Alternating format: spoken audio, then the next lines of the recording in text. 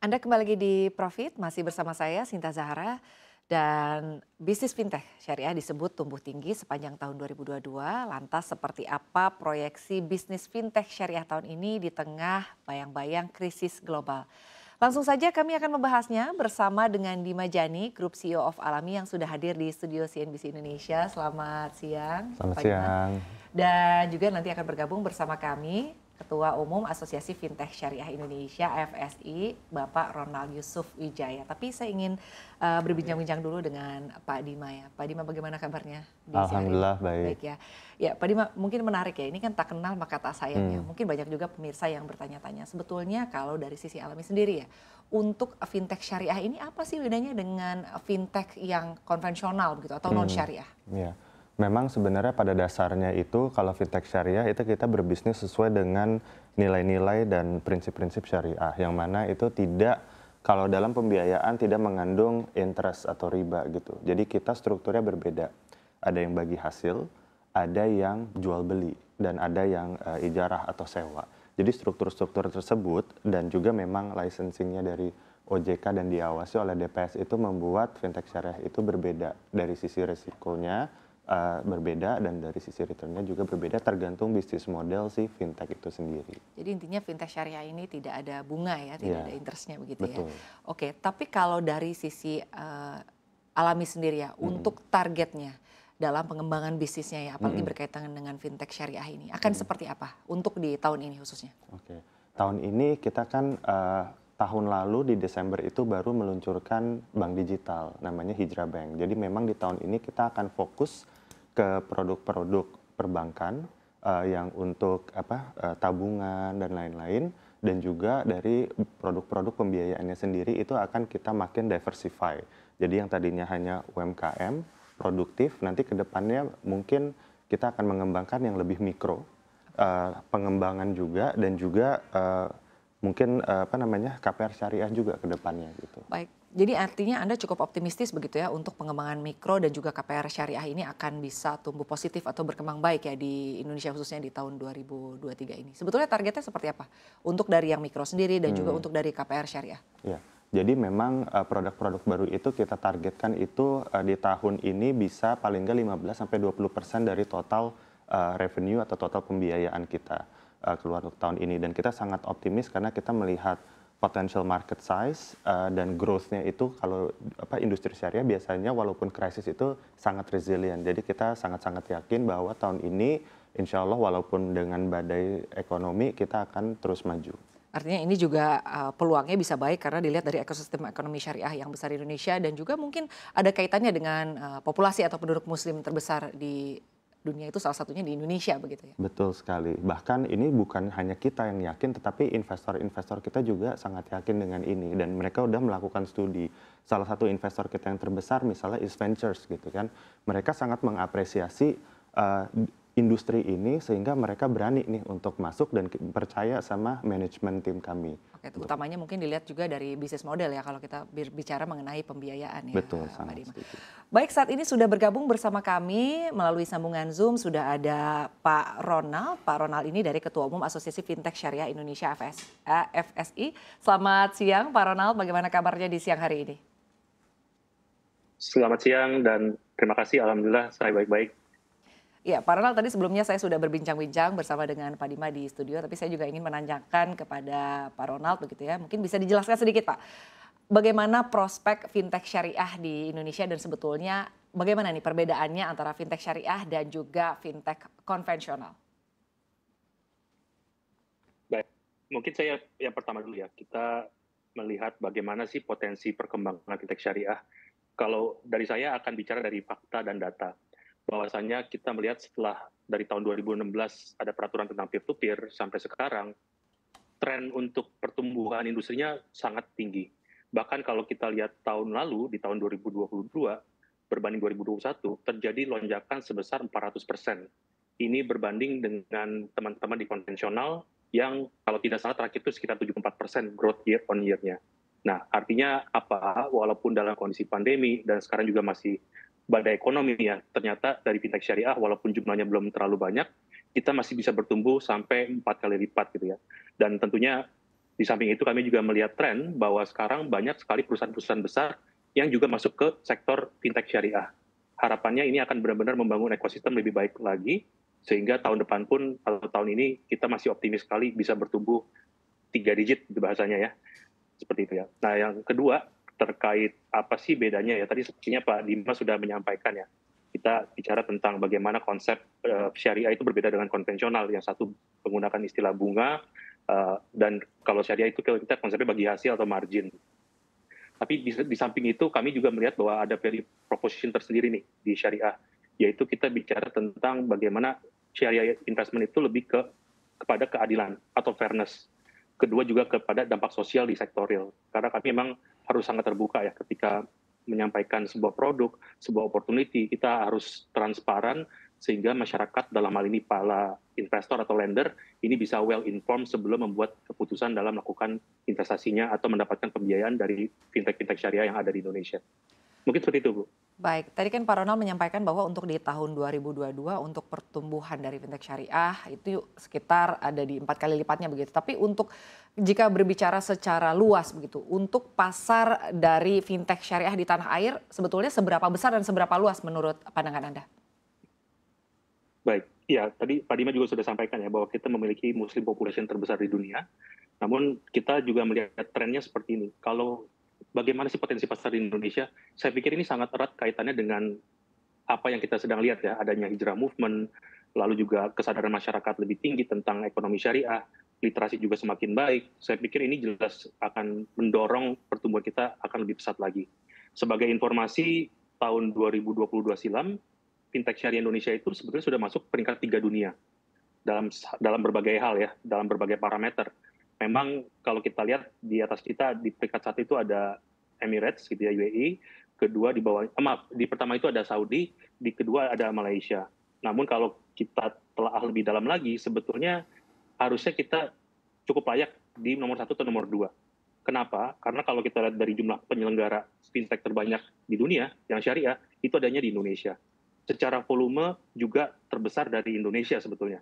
Namun parameter-parameter yang digunakan di negara lain, menurut hemat kami ini kurang apple to apple.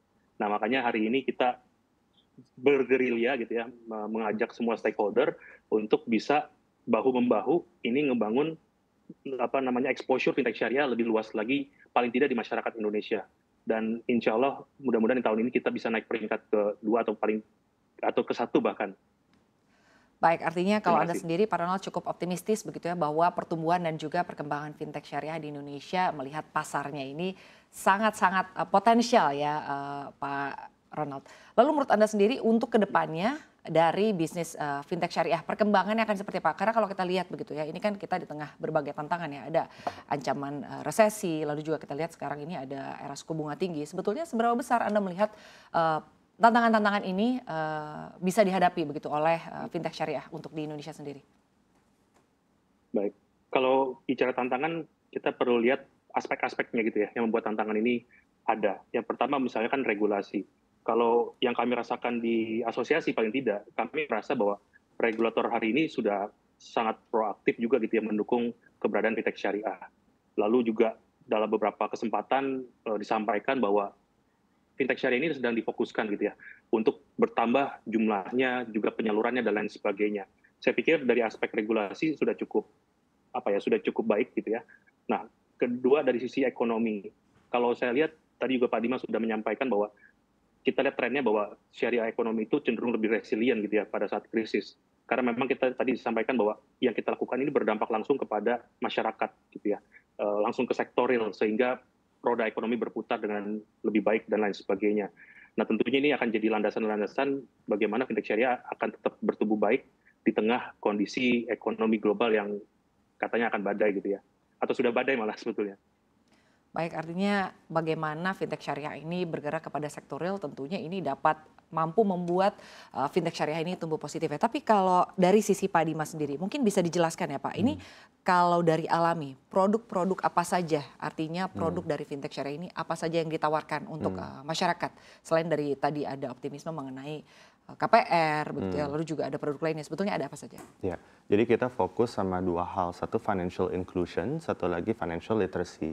Nah, kalau dari sisi financial inclusion, kita ada bisnis yang peer-to-peer financing. Jadi ada pembiayaan buat UMKM dan mikro yang dari banknya itu nanti ke depannya yang lebih secured consumer seperti misalnya mortgage atau auto lease dan lain sebagainya. Tetapi di sisi lain masyarakat juga udah bisa nabung, bertransaksi, PPOP dan lain sebagainya. Jadi ada transactional banking product, ada yang lain. Nah, kalau financial literacy kita bangun namanya Arkom Accelerator dan itu banyak sekarang di zaman ini yang tidak pasti orang yang akhirnya saya mau berbisnis tapi saya pengen sesuai dengan kaidah-kaidah syariah. Nah, itu bisa belajar di Arkom Accelerator sehingga menjadi bisa pebisnis handal. Dan satu lagi, kita ada Alami Institute yang bisa menjadi think tank research bekerja sama dengan para universitas atau regulator untuk bantu sama-sama menumbuhkan literasi keuangan syariahnya itu sendiri. Jadi kita banyak kerjasama sama KNKS dan OJK dan BI juga. Kira-kira seperti itu sih. Oh, oke, baik. Jadi artinya bagi para pengusaha juga dibantu begitu ya, Ya. untuk dari sisi literasinya bagaimana mengenai proses pembiayaan di fintech syariah, mungkin seperti itu Ya, kurang proses lebihnya. pembiayaan, marketing, bagaimana mengatur uang, dan lain sebagainya, mentorship. Baik. Lalu Pak Dima, bagaimana Anda melihat begitu ya persepsi dan juga ketertarikan investor luar negeri terhadap fintech syariah di tanah air ya? Sebetulnya untuk pembiayaan ini apakah memang harus dari negara muslim atau sebetulnya bisa saja dari negara-negara non-muslim ya untuk bisa berinvestasi di fintech syariah ini? Ya, jadi memang ini bisa sama siapa aja asal ini tadi mereka mengerti Kaidah-kaidah ya? kaidahnya, how to play the game dan memang genuinely interested to go into this industry. Jadi investor kita pun juga mix, ada yang muslim, ada yang non muslim asal mereka setuju dengan principles-nya itu. Kita ada investor dari negara-negara dari Timur Tengah dan juga dari sebenarnya regional Asia dan bahkan ada satu fund dari US yang direct investment-nya langsung ke kita for the first direct investment in Southeast Asia. Jadi itu membuktikan bahwa orang globally investor itu sudah mulai mengenal market yang selama ini tuh seperti tidak kelihatan tapi sebenarnya sangat besar. Tadi Pak Ronald juga bilang hijrah movement, ingin menjadi muslim yang lebih baik semuanya, itu semuanya membantu menggiring lifestyle sehingga fintech syariah atau industri keuangan syariah itu akan bisa lebih berkibar sih ke depannya. Baik, artinya kalau dilihat secara investor begitu ya, boleh-boleh saja dari negara non-muslim karena melihat bahwa sebetulnya ini memang jenis bisnis yang mungkin akan terus berkembang ke depannya ya, Yes. Pak Dima. Lalu saya ingin bertanya ke Pak Ronald. Pak Ronald, menurut Anda sendiri apakah betul begitu ya, untuk dari sisi investor sendiri, untuk pembiayaan di fintech syariah akan semakin menarik, bukan hanya bagi negara-negara muslim, tapi juga negara-negara non-muslim boleh ikut berinvestasi di fintech syariah? Ya, baik, senada dengan yang disampaikan Pak Dima ya, bahwasanya kan syariah itu sebuah konsep yang universal. Mungkin terminologinya aja berbeda gitu ya. Kalau kita memang mengenalnya sebagai sebuah sistem syariah, namun di negara-negara berkembang yang secara ekonominya juga sudah maju, mereka mengenal syariah itu ekuivalen ya dengan istilah responsible financing gitu ya. Lalu yang green financing dan lain sebagainya. Nilai-nilai tersebut sebenarnya udah ada di syariah financing. Cuma mungkin terminologinya memang belum seragam gitu. Nah, kalau kita lihat bagaimana negara-negara lain tadi melakukan pembiayaan ke sektor syariah, karena tadi ya, baik negara-negara tersebut sudah melihat bahwa syariah konsep ini adalah yang social impact misalkan. Ini bisa memberikan dampak sosial, juga masuk ke sektor real, dan berkeadilan. Karena konsep tadi ya, syariah itu kan kita bicara bukan hanya bagi untungnya saja, tapi berbagi resiko juga. Nah, negara-negara yang sudah sangat literate tentang konsep tersebut, ini melihat bahwa syariah itu sangat relevan gitu dengan apa yang mereka sedang cari. Sehingga pembiayaan atau financing paling tidak ke Indonesia ini sudah banyak juga contoh-contohnya yang tadi disampaikan Pak Dima. Di kami pun sudah ada beberapa case penyaluran dari non-muslim atau bahkan dari negara-negara non-muslim gitu ya, seperti dari Inggris dan lain sebagainya. Karena mereka melihat ini adalah social impact financing misalkan, atau mungkin responsible financing yang sangat erat atau relevan dengan apa yang mereka cari, seperti itu. Baik, terima kasih Pak Ronald. Lalu saya ingin kembali ke Pak Dima. Pak Dima, jika kita bicara mengenai kinerja alami begitu ya untuk di tahun 2021 dan juga 2022, itu sebetulnya seperti apa? Dan juga mungkin boleh dijelaskan ya targetnya untuk di tahun 2023 ini seperti apa? Ya. Kita alhamdulillah kinerjanya sangat baik ya di tahun 2021 ke 2022. Jadi penyaluran naik dua kali lipat, tapi revenue-nya kita naik hampir 3 kali lipat gitu. Jadi unit economics kita actually improve di tahun 2022 overall. Tapi kita ngelihatnya nggak sampai di situ, tadi Pak Ronald juga sebutkan bahwa eh, kita fokus ke sustainability ESG karena itu memang prinsip-prinsip syariah di situ. Jadi kita juga track pembiayaan-pembiayaan yang masuk ke sektor sustainability itu bagaimana sih gitu. Dan kita lihat kayak carbon footprint-nya juga. Jadi mungkin sekitar 50% itu masuk ke green financing. Jadi kalau di luar di Singapura contohnya green fintech itu lagi besarnya, nah kita sebenarnya di syariah juga we need to claim what's ours intinya. Jadi kita monitor itu dan alhamdulillah perkembangan pembiayaan atau sustainability effort kita ke hal-hal seperti itu juga naik pesat. Contohnya satu adalah partner kita itu sedekah cahaya. Jadi di Karawang itu ada beberapa desa yang belum ada listrik. Nah, kalau misalnya buka account Hijrah Bank contohnya, itu dia akan mendapat semacam cashback yang hanya bisa didonasikan ke mitra-mitra NGO kita, salah satunya Sedekah Cahaya. Jadi kemarin itu sangat tersentuh begitu ke sana, pertama kali nyalain lampu di rumah. Padahal di Karawang, nggak jauh dari sini gitu. Jadi itu sebenarnya esensi keuangan syariah yang kita ingin majukan. Baik, lalu untuk ekspansi di tahun 2023, apakah ada rencana? Ya, kita memang fokus ke produk-produk baru dan partnership-partnership baru. Dan kita akan double down ke akselerator kita yang akan kita lihat yang beberapa yang bagus itu akan mulai kita berikan solusi perbankan dan solusi pembiayaan. Baik, tapi kalau dari Bang Alami sendiri ya, sekarang kan era bank digital gitu ya, apakah ada rencana untuk menjajaki bank digital atau mungkin Kita Oke. udah launch kemarin ya Hijrah Bank itu, alhamdulillah 2 bulan itu kita udah ada lebih dari 100.000 accounts dan itu user experience-nya juga sangat mudah dan tidak hanya itu kita juga ada lifestyle features yang bisa mempermudah orang menjadi pribadi yang lebih baik atau pebisnis yang lebih baik. Baik, kalau dari sisi pengusaha sendiri, satu pertanyaan terakhir begitu ya untuk Pak Dima, nanti Ya. saya akan kembali ke Pak Ronald. Apa harapan-harapannya yang ingin artinya didapat begitu ya? Bagaimana pemerintah melihat bisnis fintech syariah? Anda sendiri melihatnya apa harapannya? Oke, harapan saya pertama syariah itu menjadi mainstream alias ini buat semua orang, ini berguna, sustainable. Kalau pemerintah dukung ini, akibatnya manfaatnya akan sangat luas, bukan hanya bagi umat Islam, tapi semua orang. Jadi harapan saya di tahun ini, industri keuangan syariah atau bisnis halal itu menjadi mainstream dan manfaatnya bisa dimengerti semua kalangan. Seperti itu. Baik, terima kasih. Lalu saya ingin ke Pak Ronald. Pak Ronald sebagai asosiasi fintech syariah, apa yang dapat dilakukan ya untuk bisa mengedukasi masyarakat agar tidak terjebak dengan pinjol ilegal? Karena kalau saat ini nampaknya pinjol ilegal ini terus tumbuh begitu ya. Banyak sekali pinjol-pinjol ilegal yang terus bertumbuh.